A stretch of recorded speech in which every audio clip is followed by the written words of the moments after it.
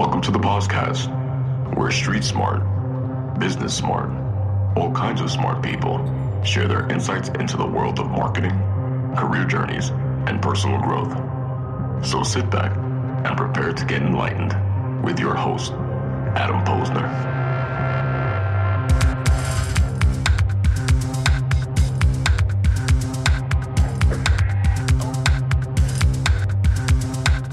Hey, everybody, and welcome back to the podcast, where I bring you the best and brightest from the world of business, marketing, and personal growth to help you harness your inner tenacity and drive your career forward.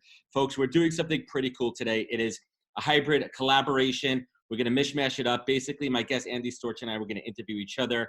It's going to be a collab effort. So Andy Storch, my guest, he is the host of a bunch of cool stuff, the Andy Storch Show, but we'll get to that in a second. But he is a talent development consultant, a coach, a speaker, and a connector. And I think that's why we're connected, because we're mutual connectors. And he's a host of two podcasts, including the Talent Development Hot Seat and the Andy Storch Show, featuring Andy Storch, as well as a founder of the Talent Development Think Tank Conference and Community. And I definitely want to talk about that a little bit, because I want to talk about how he pivoted during a natural disaster, how he kind of rebounded from that, refocused. Really cool story, and I applaud him for that. And we're going to talk about how we met and a really interesting experience that we had together around the great to some people don't know who the hell he is, Gary Vaynerchuk, that we learned about for sure. But most importantly, Andy is a husband, a father, and who's on a mission to get the absolute most out of life and inspire others to do the same. Andy Storch, welcome to the podcast.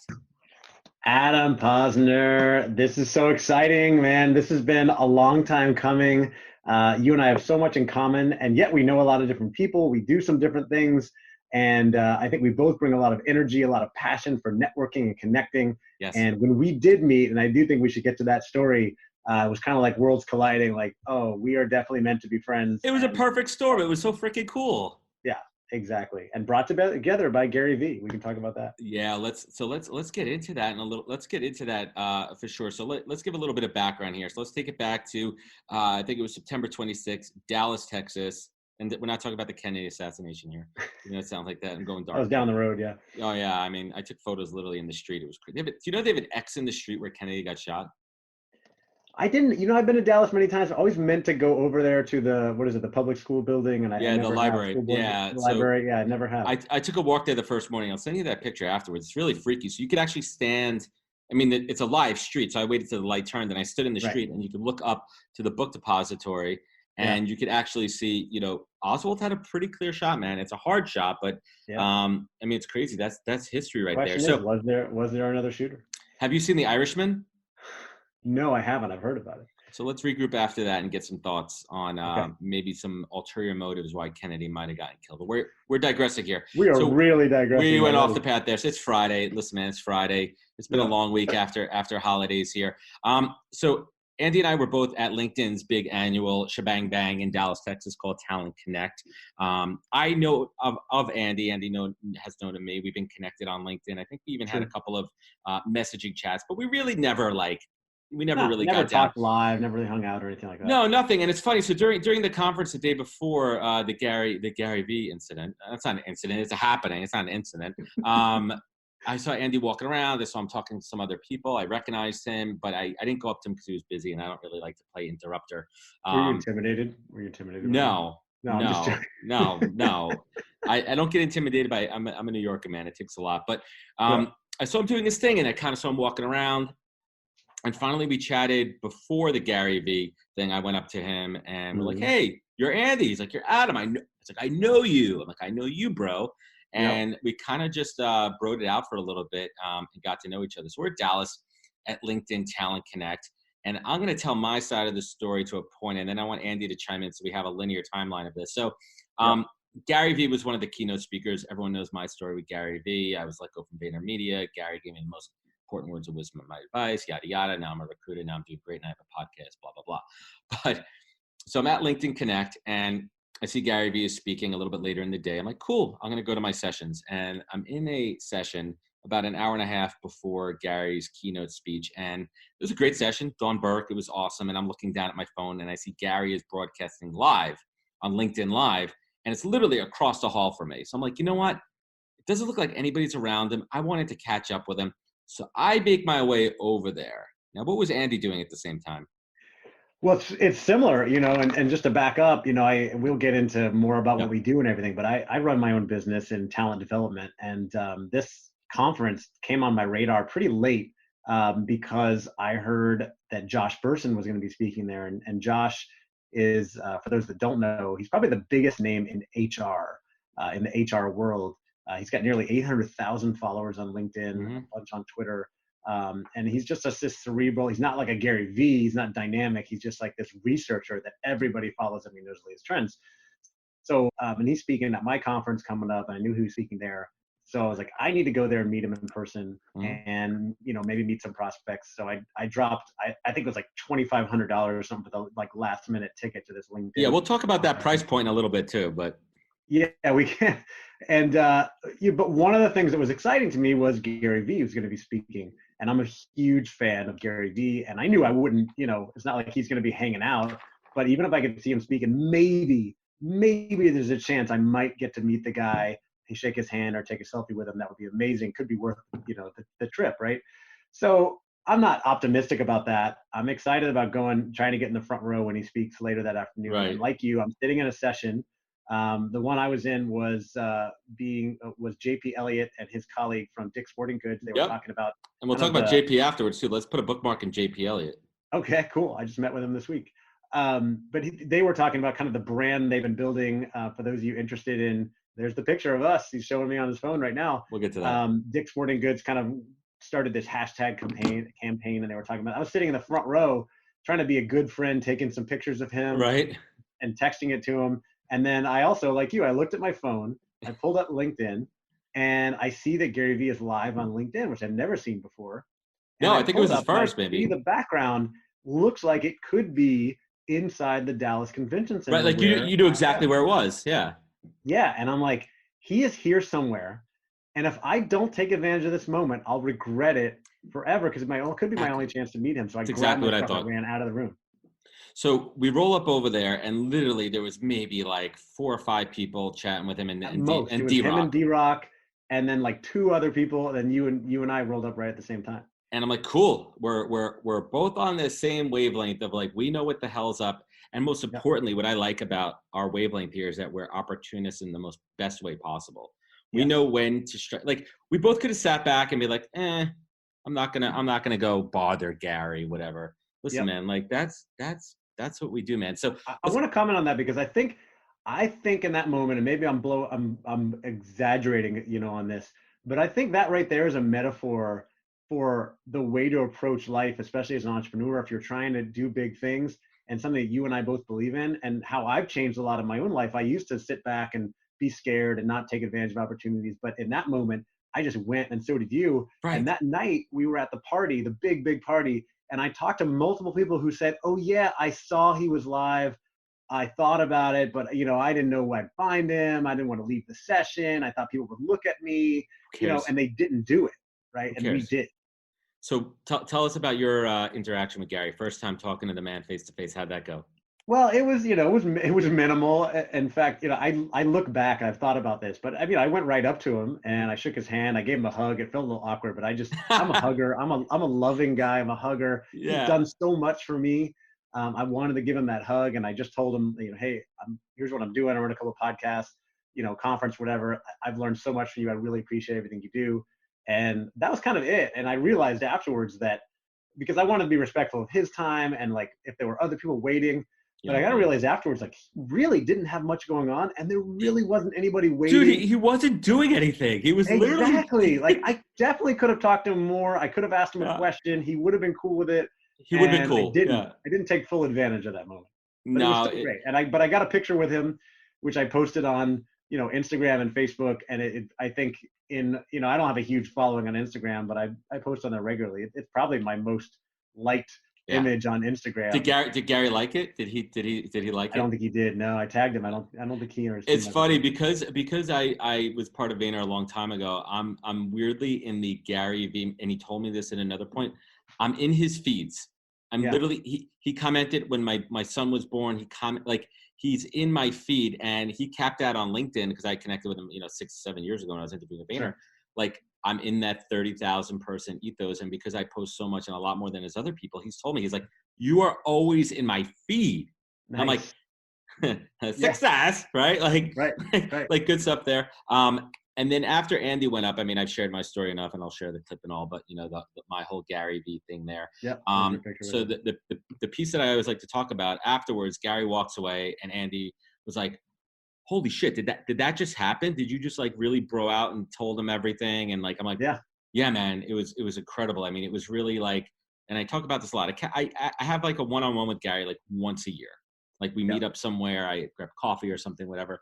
And I'm gracious that he gives me that time. So I never really thought anything of it. And then Andy and I were talking about it, how cool that was that we actually both took the time to do that. And then we both met up again, and we're like, dude, we'll hang out later. We're going to, crush it at this party, which was epic. We'll talk about that in a minute.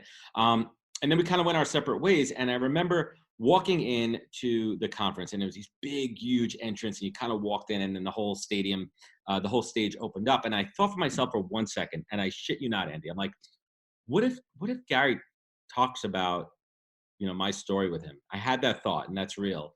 And then I sat back about 15 rows from the stage, and I was texting with you. You're like right in the front.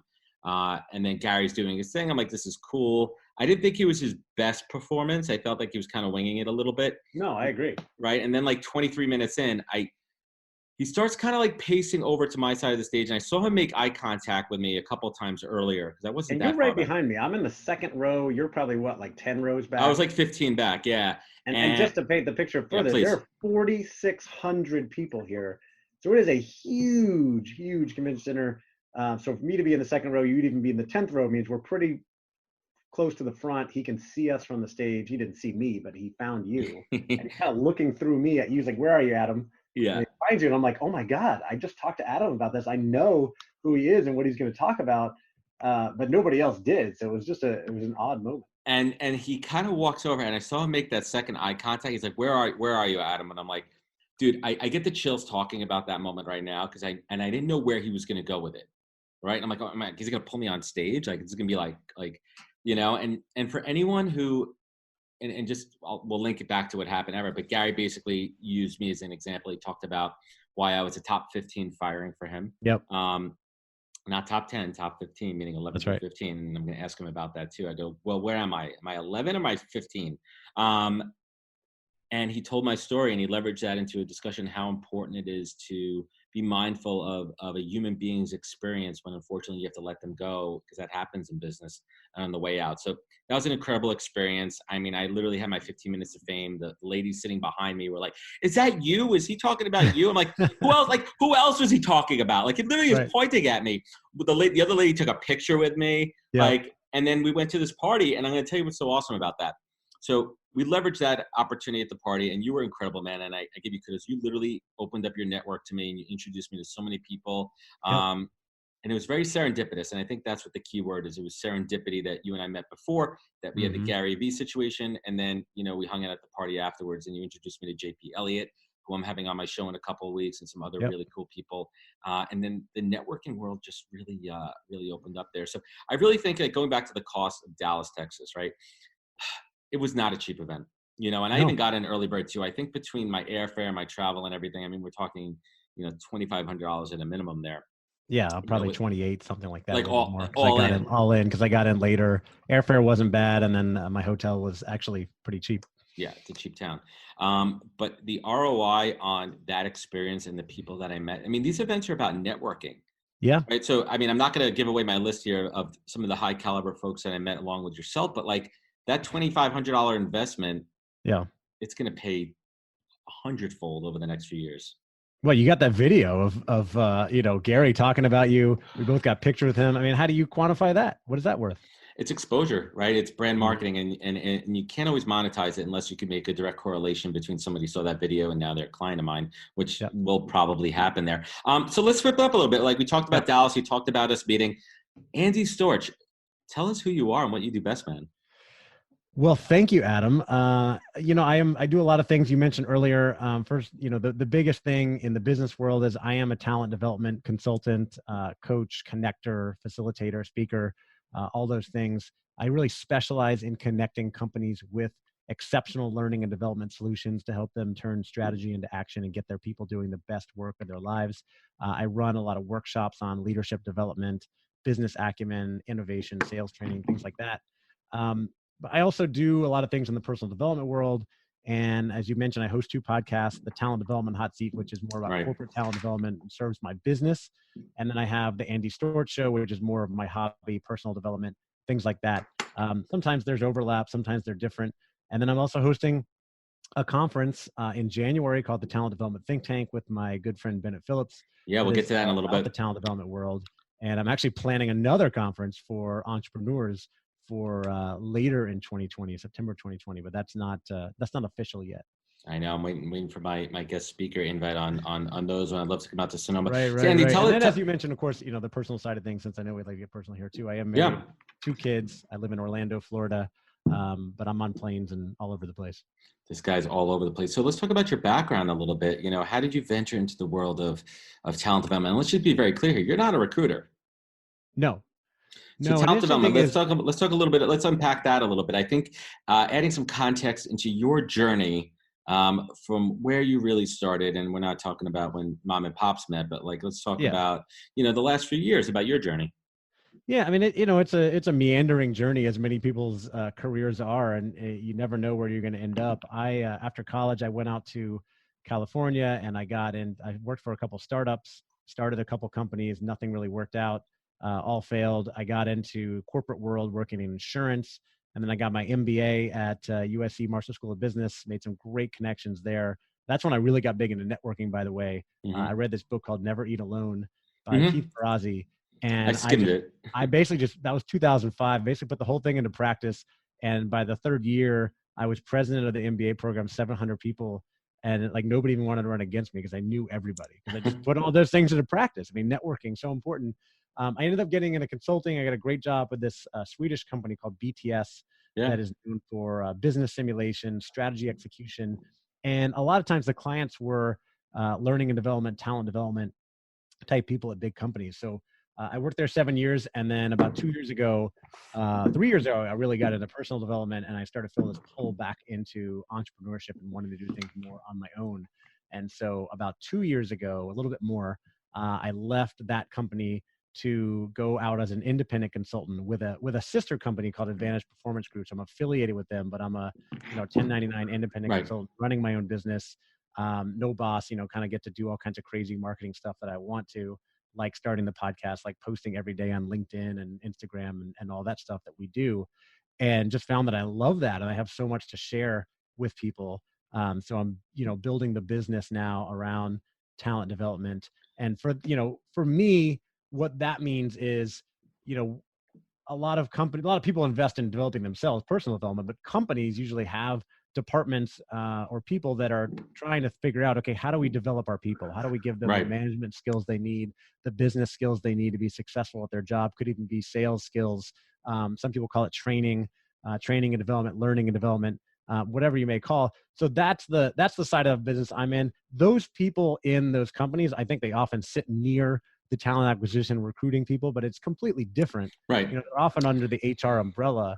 But I do find it's interesting that when I talk to people outside of the corporate world, my, friends that I make who are just entrepreneurs, small business, stuff like that, they hear it and they go instantly to recruiting. They're like, "Oh, so you're in recruiting?" No, I'm like, no, I do nothing with recruiting. I don't know anything about recruiting. Call Adam. That's his job. and I appreciate that too. What do you love about talent development, talent branding? I love that, I think I personally place a big value on growth. I need to be growing, learning, improving all the time. And not everybody feels that way, but I know people need to find a way to get better at their job, that companies need to develop their people if they want to improve, if they want to avoid being disrupted. And I love being able to help companies and people with that. I love facilitating workshops and seeing, the light bulbs go off, helping people become better managers, understand a business better, understand strategy better. And I like to think that, I'm helping those companies achieve better results and maybe I even love it. making the world a better place in some ways as well. But it's really about helping people. So let's peel back the curtain on some of the development work that you do. What makes the workshops and the strategy and approach that you bring to the table different and stand out and most effective? Well, there's a couple things that make working with me different. One is that I'm independent, like I said, so I don't bring a bias towards one All right. You type don't of have an solution. agenda. You're not like packaging an No agenda. agendas, no quotas, anything like that. And I have a lot of partnerships with a lot of different solution providers, so I recommend a lot of different things based on what clients need. The second thing is that everything we do is highly experiential. So I believe strongly in the power of experience and practice and discovery-based learning. And I think a lot of your listeners, no matter what kind of business they're in, can probably relate to the idea that death by PowerPoint rarely works for learning, and yet that's still what most companies do. Right, they're throwing slides up on the wall, like what the 50 slides. A guy, someone who's not a very experienced speaker or facilitator, and here's the strategy, and go do it. And you're like, I don't get this, and then you go back to your desk, and then you just go back to whatever you did before. Right, it doesn't resonate. It doesn't sink in. It's not effective. Yeah, I mean, people will tolerate what they hear from leaders, but they'll act on things they discover for themselves. And so we let them discover that. And the other thing about that too, that I talk about a lot, is when you think about the military and you think about sports, they do a lot of practice before they get in the real game. And in business, nobody practices anything. You just go, right? And you make mistakes where in a high stakes world. So when I run business simulations, things like that, it gives people an opportunity to practice in a safe space. And then the last thing that I think makes what I do different from maybe some other people out there, especially in like the leadership development world, is that I've got that knowledge of both business and leadership. And so many, providers of leadership development training out there, they're very knowledgeable about leadership and organizational development, more so than me, but they don't really get the business side of things. And sometimes that can either be a turnoff, or a lot of business leaders don't want to listen to it because they're like, well, you don't really get the importance of the finances and things like that. And I do. So I think that stands out for a lot of people. And who are some of the folks that inspire you in the specific leadership, thought leadership, and coaching on the strategy? Like where like your mentors? I mean, it's not maybe a household name, but who really showed you the ropes and taught Andy how to pay it forward and teach? Well, I mean, I've had a lot of mentors along the way, but these are like colleagues, not well-known people. But going back to the company I worked for before, a woman named Jessica Parisi, who's now the president of BTS USA. She is the best leader I've ever worked for, a true multiplier, really tough on culture, and so knowledgeable about business and leadership and transformations. I learned a lot from her. And then my partner now on some things, Bennett Phillips, who's doing this conference with me, he's really mentored me as I come into this business about this business of talent development, what people care about. And then I've had a lot of mentors in that business, in podcasting, because I got to tell you, I have going back to when I went out on my own, I already had a podcast, and I decided to start this second podcast on talent development, really to kind of get meetings with so as a biz dev tool. Yeah, biz dev, build my network, learn more about what's going on. But fast forward, I've done well over 100 interviews now with talent development practitioners and people like JP Elliott, who's been on my show almost a year ago, I think. And I've learned so much from them that, and I put that content out there that, you wake up one day, it's like, how do you become an expert? Either like do something for 30 years or you study it. And I wake up one day and I know a lot about what these people are dealing with, and about, the practice of talent development. And so a lot of people look to me now because of that. Well, you hit an interesting point too about the podcasting too. I mean, I use my podcast as my canvas, and I'm talking to a lot of people who are in my universe, right? Who are experts. Yeah. I mean, I've only been doing talent acquisition and recruiting for 5 years, which in the grand scheme of things isn't a lot. I mean, yes, it's an accelerated rate, and I'm bringing in, my 15 years of marketing and business experience into that. So I don't want to discount, and I also want to take the word just that I have been doing for 5 years at an incredible rate. At an intense level with some great clients. Right.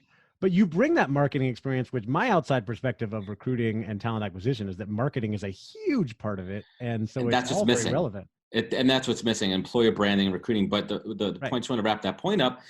I'm having guests on that are such high level experts that I'm using this platform as an opportunity for me to learn from them. Totally. Right. So it really is like I'm building my own, General Assembly class with this podcast. Yeah. Right. Like I'm sourcing people and I got some great guests coming up who we're and going to it get gets you super meetings with those. tactical. Yeah, and it gets you meetings with those people that you wouldn't otherwise get. You'd ask them for time, they'd be like, I don't know. But you're like, can I ask you questions and publish it? And they're like, cool, yeah, let's do it. Yeah, and then you build that relationship, and then you email them, and then it's so interesting. We talk about this too with podcasting. It really is like an incredible biz dev tool, right? Like, I mean, just saying hypothetically, JP Elliott's coming on the show, Dick's Sporting Goods. I mean, that would be a great potential client. I'm just saying hypothetically, JP. Some other people as well too. So shifting gears a little bit, LinkedIn. Let's talk about LinkedIn for a little bit. Yeah. What is your biggest pet peeve right now with the platform? I didn't know that's where you're going to go there. You're going to say, like, how do you? No. What do you love about LinkedIn? I throw knuckleballs and curveballs all day, Andy. Let's sing LinkedIn's praises. I'm a 5-pitch pitcher. I got 5 pitches, man. Let's go with the pitcher.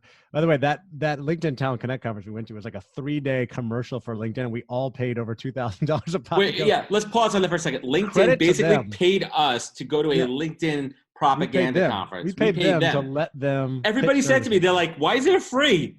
Like, why the hell are they charging you?" Yeah, but people pay. It's big, the speakers are the big draw, and then everything. The food was good. So getting back to LinkedIn, what's bothering you? First of all, how long have you been on the? Let's put a little context here. How long have you been on the platform and active for? Yeah, so I mean, I've been on the platform probably for 15 years or however long it's been around, right? I have, or maybe more, 20. Yeah, but as far as 2003, 2004, I was on 2006. Yeah. Okay.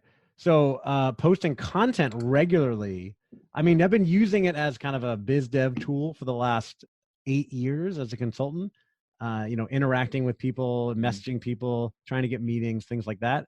But as far as like posting content and creating content on there, it's been about 2 years since I went on my own. Really ramped it up over the last year, getting into a lot of video and things like that. My biggest pet peeve is just the UX of posting content. It's just oftentimes I find that it won't let me tag somebody, or it just kind of like it won't let me post something, or the videos come out looking wonky, and I just think a little bit of that is still a work in progress. I find the biggest thing is like I'll write a post somewhere on my computer and then try to paste it in, because I don't want to write it in LinkedIn because I might lose it or whatever. Yeah, I do that too. But I find when I paste it that I can't tag people. I don't know why. You have to go back, and some of the UX is a little bit wonky, a little bit weird. And I think part of the reason we get so frustrated with that is because Facebook nails it so well. Facebook the auto generate. I do that a lot too, man. Like I'll go back also. I'll edit a post and it'll remove the tag. Yeah. Oh, I'm like, bro. I'm like, Jeff, Jefe, El Jefe. Yeah. El Jefe, come on, fix the glitch here. I mean, for me, one of the biggest pet peeves is around. There's a couple things here. I think that everybody. Listen, LinkedIn is technically a B2B platform and it's meant to be selling, but I think people really need to understand the approach to build relationships first. And they're missing the relevancy of it. I can't fault people for trying to sell stuff. I cannot fault. People need to make money. People have a job, right? We're in sales. That's what we do. But it's about taking the time and being relevant. I cannot even tell you the sheer amount of inbound messages and mail that I get that are just completely off topic. Yeah. And they're going for a hard sell. And I sit there and I get these connection requests, and I'm so hesitant to hit the accept button because I know the second that I do, I'm going to get a 5-6 paragraph note on that. So what I started to do, if I kind of smell something's a little bit off, or I'm curious why this person wants to connect with me, before I connect, I'll reply to them and say, hey, thanks for reaching out. Just curious, where do you see potential synergy? I want to see that they're actually putting in the effort. Now, there's some people that is like, hey, dude, love your podcast, saw your interview, saw you were commenting, would love to be connected. I'm like, yeah, cool. Yeah. There's different schools of thought there. What kind of advice would you give people the best way to really connect and make meaningful relationships on LinkedIn? Oh, the same thing you would talk about, and I've tried it all. I am big on meaningful relationships, but I've done automated stuff and reaching out to people. I'm never going for a hard sell, but hey, try to get a meeting or something with prospects going in cold. It doesn't work that well. I find leading with a podcast can be better if I'm going after, this high level HR talent development type people.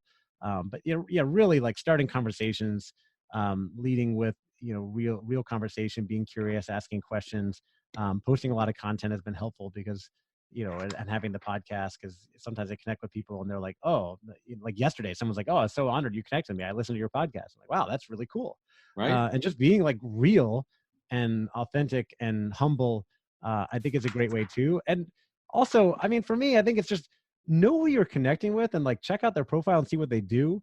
I'm not that bothered by the cold sales pitch, because I'll either just delete it or I might even disconnect from them. I do that sometimes too. Where I get frustrated is if it actually has nothing to do with me.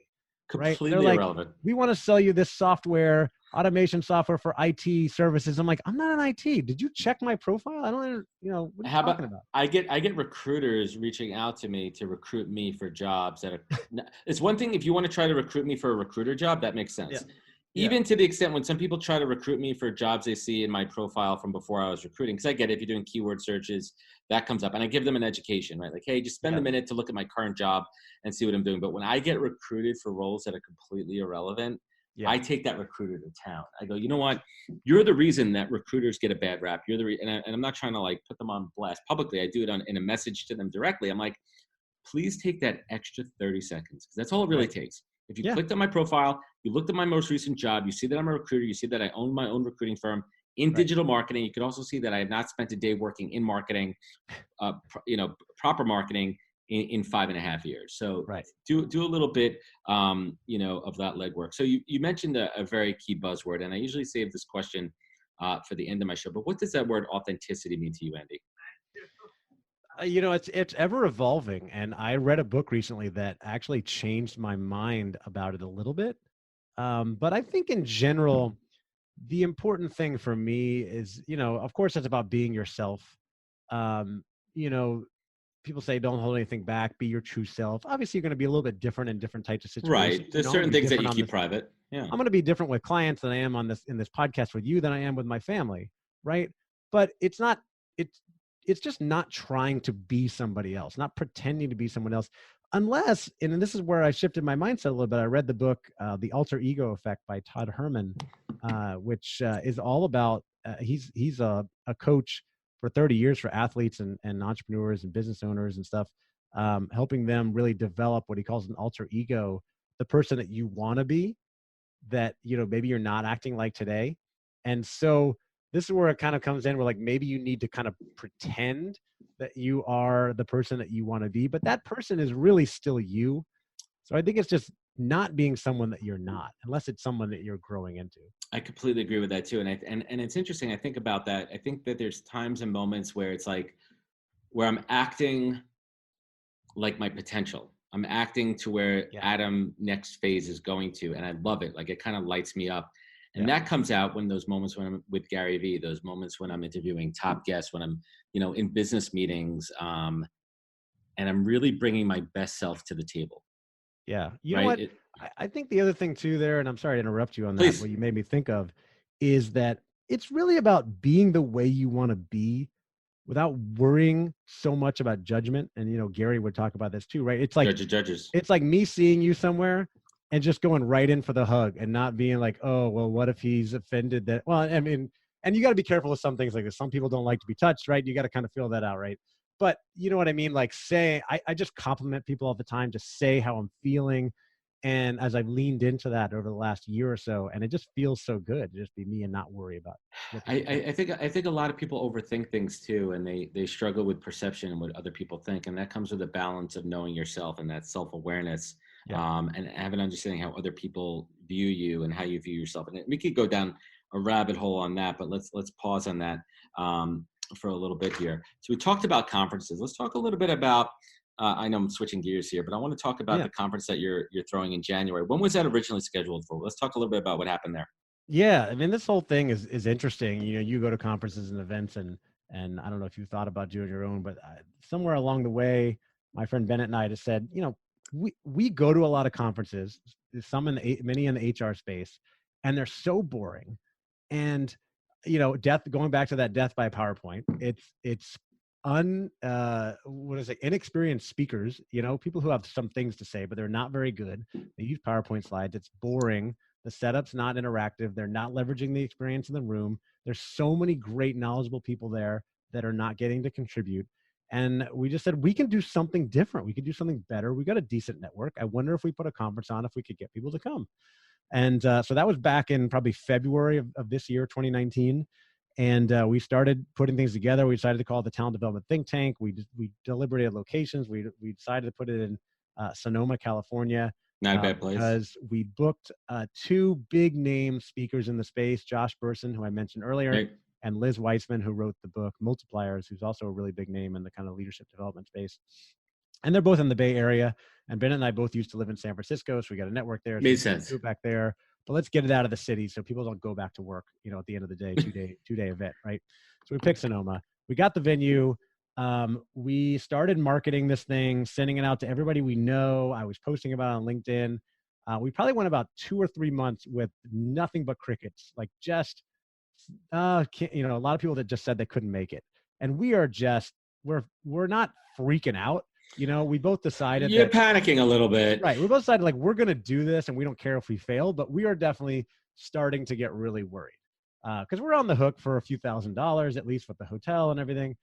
And then around May, ticket sales started to trickle in a little bit, got some from my podcast, which was an amazing moment, by the way, as a podcaster, when I was just sitting there at another conference and I looked at my phone and 2 people from a big company, Alcoa, paid full price for a ticket, $1,500 a ticket that they heard on the podcast. I was like, wow, this is amazing. So it started to grow. And then we really, it was scheduled for early November. And we had like a cutoff in August for a price point, and we sold a bunch of tickets. I couldn't believe it.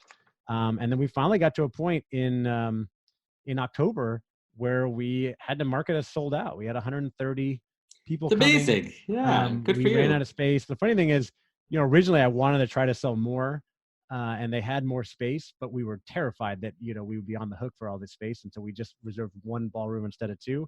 And by the time we realized, oh my God, we could sell more than 130 tickets, the hotel had already booked the other ballroom. So it was like, all right, good problem to have. We're sold out. But anyway, as you alluded to, Sonoma, California, anybody following the news may remember that there were a ton of wildfires up that way. The Kincaid wildfire was raging through Sonoma. And our web person emailed me one day and said, should we worry about this fire? And I was like, nah, it's not going to come into town. We're in Santa Rosa. And sure enough, Sunday, about a week before, 8 days before, my partner Bennett called me and he was like, dude, the fire's coming into town. I think they're in the evacuation zone. I think we need to postpone this conference. And I couldn't believe it, but it's the happening. hotel was evacuated. So if you called them, there was nobody even there. And, we didn't know if they'd be able to open back up in a week, but we couldn't in good conscience, have a bunch of people fly into a fire, fire zone. That's bad business, man. Yeah. So we postponed the conference. It was sad to have to do that. But it took a few weeks. We were able to work with the hotel, with the speakers, and find a new time that worked. So we're doing it January 22nd and 23rd back at the same hotel in Santa Rosa, California. Amazingly, with four keynote speakers who all travel and speak around the world. I mean, that guy, Josh Burson, I mentioned, he is always somewhere. And so one of my guerrilla marketing tactics is still to go into his posts on LinkedIn and go message all the people that like his posts. Literally, I talk to people all the time. That's a great tactic, right? Like a fan of your fan should be fans. Yeah. Every time he posts, he gets like 1,000, reactions. So you just go in and people will be like, oh yeah, I saw him in Paris. I saw him in Dubai last year. Or I saw him in Singapore. I'm like, this guy is everywhere. So anyway, to get him is awesome. And I just interviewed him this week for my podcast. Finally, by the way, that's going to be this next week. It was a great interview.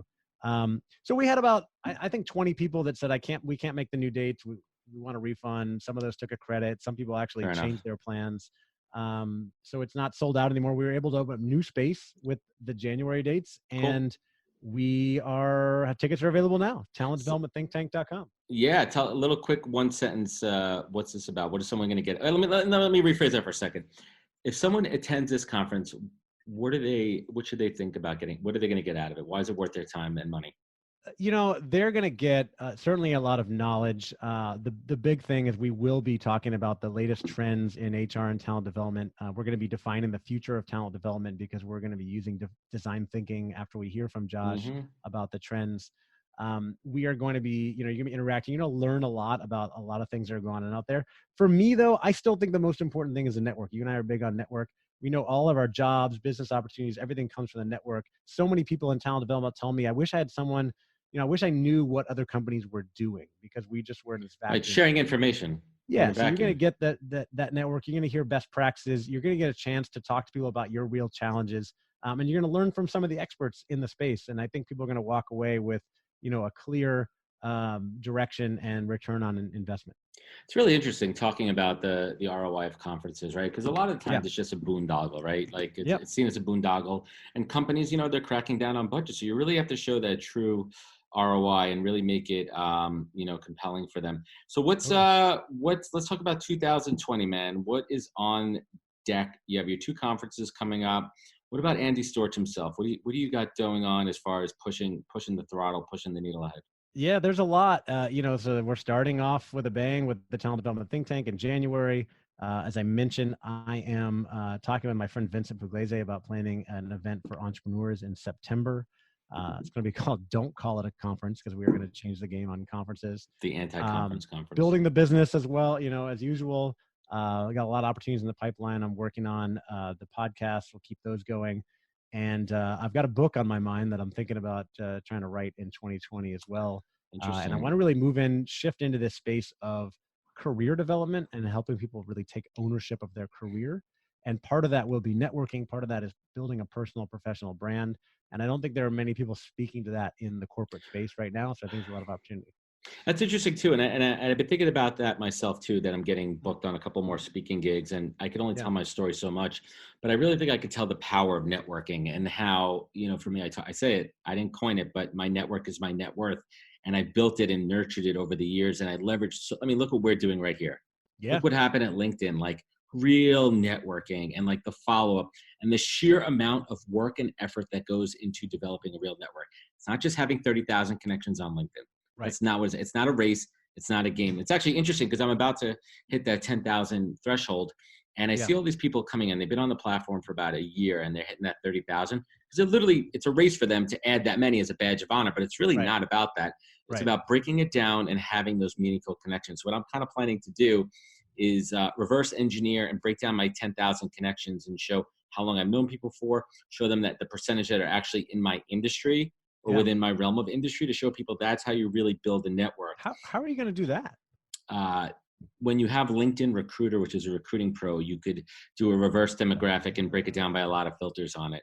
Interesting. We might have to do a separate. I just passed 10,000 as well, and I'm very curious about that. But I've also been, to your point, it's like quite that badge of honor. Getting into 5 figures feels pretty cool. But I've been intentional about who I connect with, and especially focusing on those HR talent development people, because that's where I'm trying to build the brand.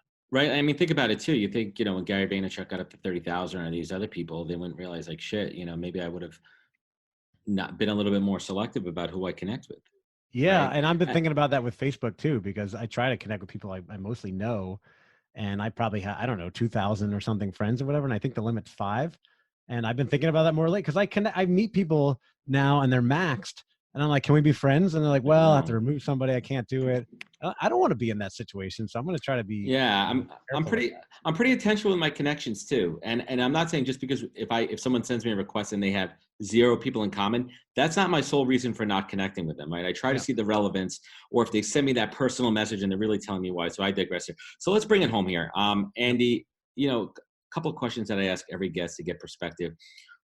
What is the single best piece of advice that you've ever received that you take action on daily?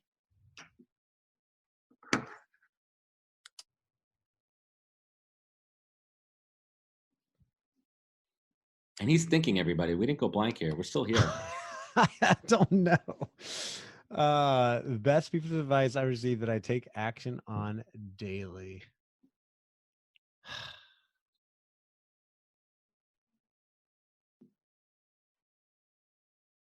I don't know. I want to say something about networking, of course, and I don't really know where that started, but I mentioned, reading the book by Keith Ferrazzi was a big one. But even before that, I had gotten into networking, and I was president of my fraternity in college, which is a big turnaround. My parents were shocked because I was so shy as a child. So somewhere along the way, I must have gotten some good advice on that. And of course, you hear about the 5 people you spend the most time with, but, Jim Rohn, and of course, your net worth is your network, like you said. I take those things to heart. I'm very big on building the network. I'm always trying to do that. Um, I'm very big on health and fitness, and I don't know if anyone gave me like definite advice on that. My parents both were, for my pretty much into health and fitness, and I think they inspired me. But I take action pretty daily on those things. Awesome. No, that counts, man.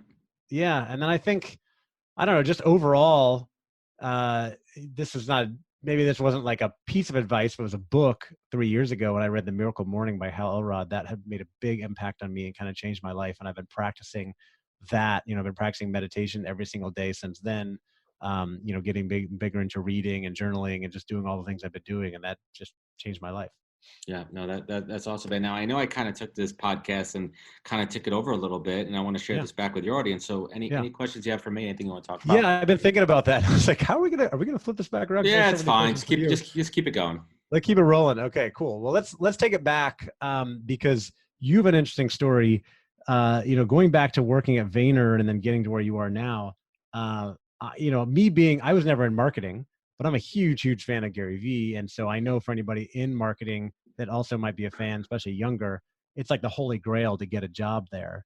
So how did that come about that you're even able to get that job at Vayner Media? Yes. Like when you got it. That's a good one. So we'll take it back to 2014, early 2014. I was working in an agency that I really didn't love what I was doing. And I started to hear, I was working in digital and social media. I was an account guy. I was a strategy guy before I went into recruiting. I worked at SiriusXM. I worked at American Express. So I have a pretty solid pedigree from a marketing perspective. I did it for 15 years.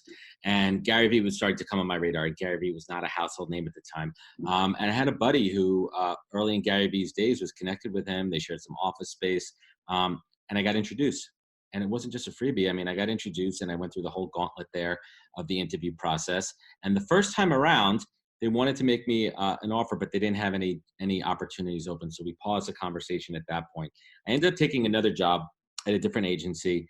And then literally it was like 6 months later, I get a call from Trouty over at Vayner. And he's like, hey, you still interested? And I'm like, fuck yeah, man.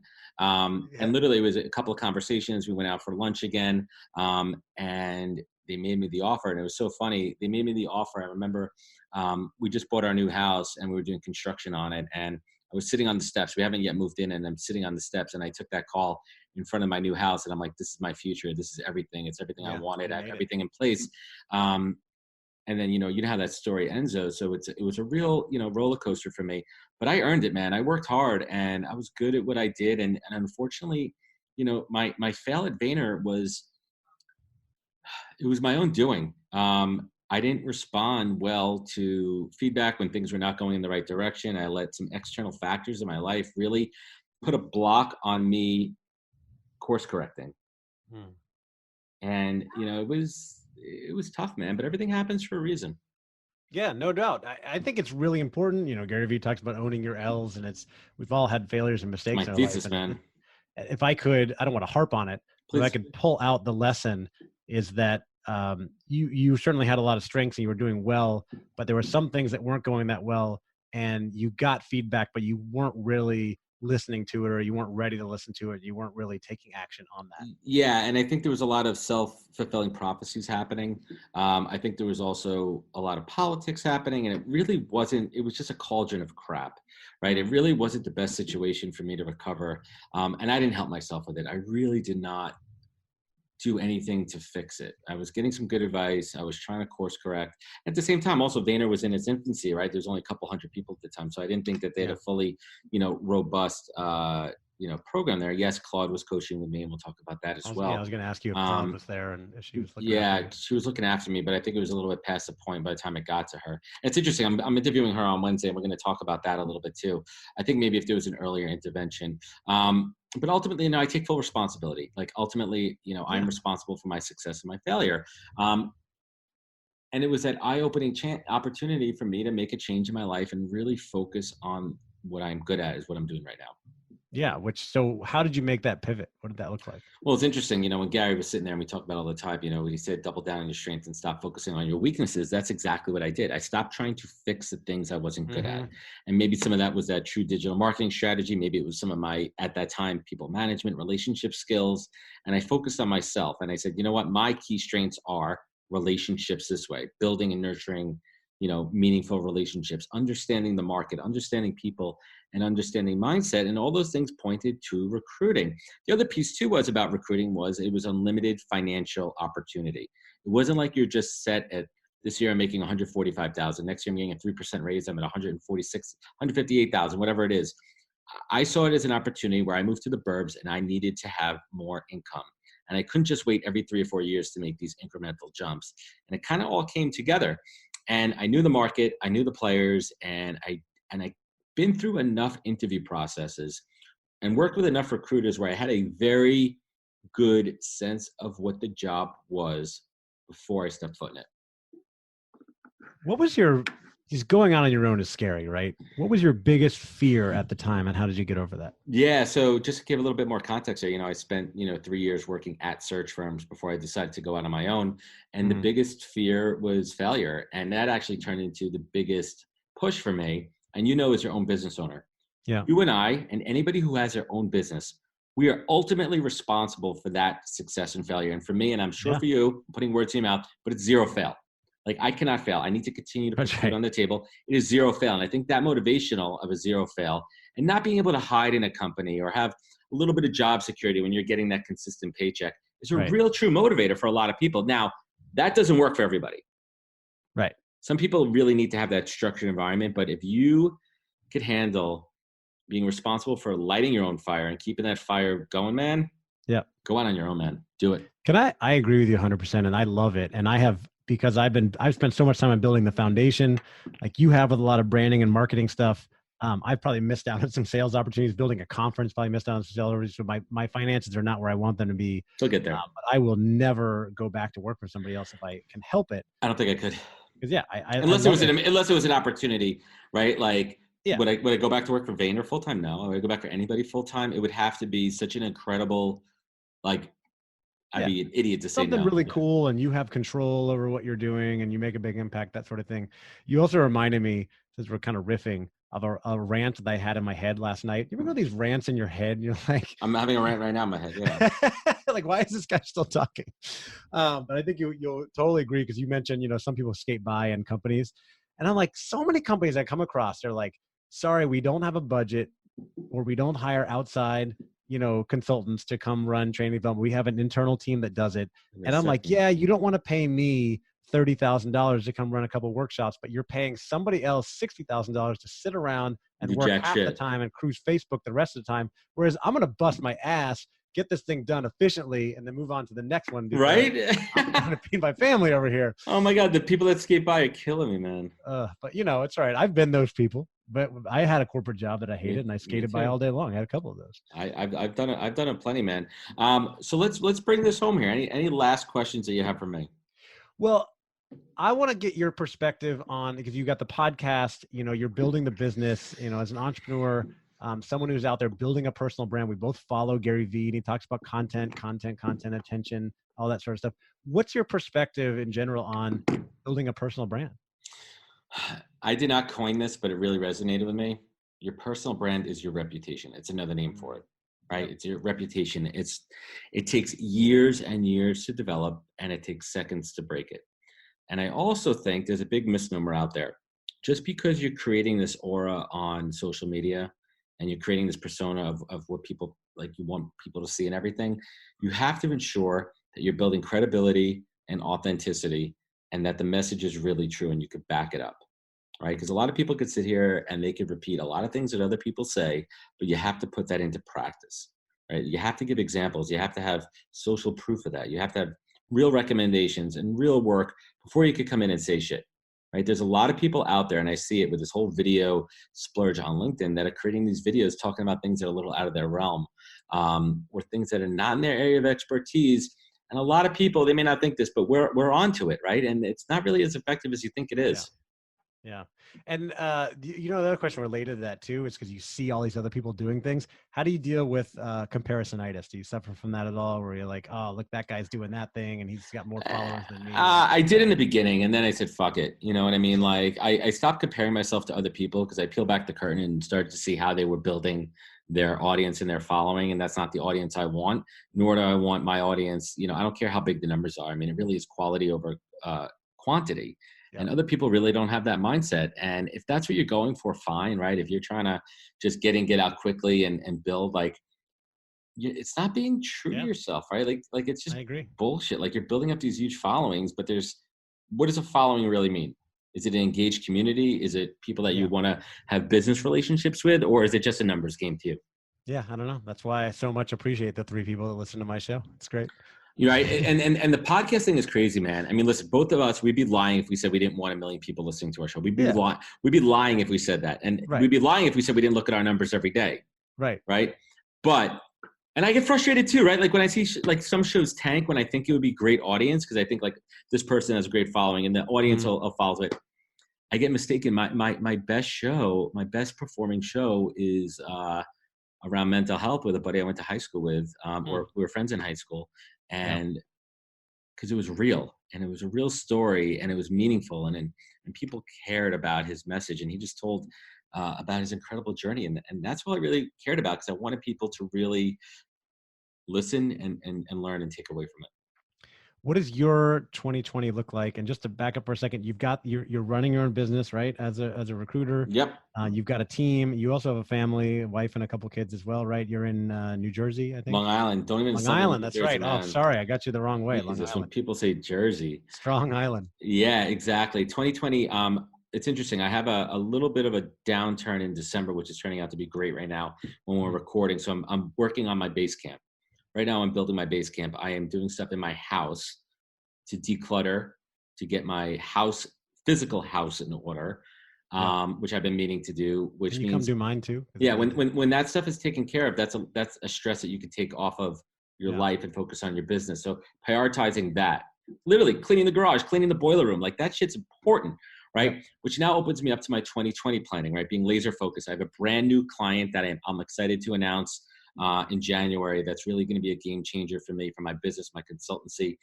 Still doing recruiting, but doing a lot more on TA process and building out the infrastructure within a startup organization, which I'm really excited about. I'm looking to scaling my team. I'm looking to building out the podcast. I have this dream at the end of 2020 of PozFest. Ooh, okay. Yeah. When I asked you thought about events, you were in your head, so. And the idea really is I've been thinking about this for years, is to bring together, and I want this to come out the right way. I have a really solid network like you, man. I have some heavy hitters. I have some people that I really think would come to the table for me to put an event together. And I want it to be different. I want it to be in a cool venue. I want it to be exciting and engaging. And I really want to give back and be like, these are my peeps. Yep. I want them to give to you. So that's kind of an idea I'm working with. And now I have an infrastructure of people that throw events. I have event spaces, but I'm being very calculated about that. So that's 2020. And really scaling my business, man. I mean, I had a really good year. I'm up almost 30% year over year, which is incredible. It's closing 2 years of my business. I'm going to do a little bit of State of the Union at the end. I help some people get some great jobs. I work with some great companies. And I want to continue that and scale, man. That's 2020. I'm laser fucking focused. I love it. I love it. You are laser focused. You got a lot of great things going on. Any parting words for people listening who, I don't know about your audience, but my audience are people who absolutely want to get the most out of life and just up their game and their performance? Any, parting advice for those people? Yeah. And it comes down to discipline and focus. I mean, we were talking about that off air, how I harness my OCD for good, but here's the biggest piece of advice. And it came from me from my first mentor in recruiting, a guy by the name of Tom Hull, who I hold on a pedestal, really taught me how to be a recruiter. Plan your work and work your plan. Plan your work and work your plan. Whatever method that is, stick to it. Come up with that plan and work it. Stay focused and stay dedicated to it. There's a lot of distractions in this world that we live in. A lot of things coming at us from different sides. But put on those blinders, put on those horse blinders, and be as focused as possible. And I'm really working on that myself. I'm trying to be more present with my family. I'm trying to be more present with my friends, trying to be more mindful, a little bit of self-care there as well. And just making myself the best husband, father, business owner, and friend I could be, man. I love it. That's all we can do, right? And just try to get a little bit better every day, put that plan in place, work the plan, try to be the best, like you said, husband, father, friend, business owner, influencer, podcaster, whatever everything, man. you can be. We're doing it. Exactly. We're both doing it, man. And Andy, I will wrap it up with my last question that I ask every guest. All right. Not every day is sunshine and rainbows, right? Like some days the kids are nagging, the wife is all over your business. Like you just had a freaking natural disaster firestorm wiping out your conference, and it's rough, and you got to look up and you got to keep focused and everything. And then other days, look, you just sold out a conference, man. You have more people knocking at your door. Business is coming. Things are going well. What do you look to, Andy? What is your North Star? I would say a couple things. I keep the vision in mind a lot. I know I'm building something big that I want to really change the world. And so I've got to keep moving forward. I've got to keep taking steps. I know the things that I need to do to get there. It kind of changes all the time, but I just can't stop. There's no time to stop. There's no time to wallow. Couldn't agree more. I believe in celebration, but even that, don't spend too much time celebrating because we got the next thing to get to. And then the other thing, of course, is my family. I do believe strongly, there's nothing more important than family, my wife and my kids. And I try to remind myself, as long as I have them, we're going to be fine. Money will come and go. But family and time, those are really the two important things you can't necessarily get back. No. And so I think about those things a lot. And I thought you were going to ask me, like, what do you do when things are going wrong? And, for that, I will mention also friends, having friends, coaches, mentors, and my wife, people that I can talk to on a regular basis. That always helps me and guides me, and I get so much great advice, and that keeps me moving forward in the right direction too. I love it, man. And Andy, where could folks connect with you? Where could they find you? Man, I'm all over the place, but LinkedIn is the place. If you're following Adam on LinkedIn, find me, connect with me on LinkedIn. Andy Storch, Storch. You can find all the info there in my profile about both of my podcasts, the Talent Development Hot Seat, the Andy Storch Show, and the conference, the Talent Development Think Tank, and eventually the Entrepreneur Conference that I'll be throwing in September 2020 in Pittsburgh. Don't call it a conference. It's all there. So follow me on LinkedIn and Instagram. And what's my personal discount code for that conference? What is your? We don't even have a website up yet for it. So yeah, we'll get there. We'll get there, man. Andy, it's going to be called what is it? Podcast or Pozfest? Something. Pozfest for me. Andy, I appreciate you. I appreciate our connection over the last couple of months. I think that you and I are going to continue this. I know we're going to continue this. I know 100%. We're going to create some synergy. We're going to meet up again when you're up in New York, and we'll make shit happen, man. Thanks for coming on the show. Appreciate it. Thanks for coming on mine. Absolutely. And anybody listening to Andy's show, you could find me on LinkedIn, Adam J. Posner. You could find me at thepodcast.com. It links to all the major providers, and you could connect with me anywhere there. I'm not so much on Twitter. I mean, I play around with Twitter, but I really need to spend some more time on Twitter. Awesome. And everyone listening, thank you again for joining us on the Pozcast. Remember, and the Storch Show. I was about to pause. Let's try it again. We were doing well until the end, and then I screwed it up. Let's try this again. And everyone listening out there, thank you for joining us on the Pozcast. And the Andy Storch Show. Please be sure to follow both of us on all of our social media channels that will link on all of our mutual shows. And Andy, what's your closing line that you do? Oh, I don't have a closing line. Now I feel like inadequate. I think this one really I think this sums it up for both of us. Remember, folks, take your online offline. That's why Andy and I are here talking right now. Take your online offline. Love it. And remember, catch us next week for other great episodes of The Andy Storch Show and the Pozcast. Thank you, everyone. Take care and be good to each other. Wisdom is forever, but for us, it's time to go. Thank you for joining us. Luckily, we'll be back with our next episode jam-packed with more incredible humans. For more info, please visit www.nhptalentgroup.com.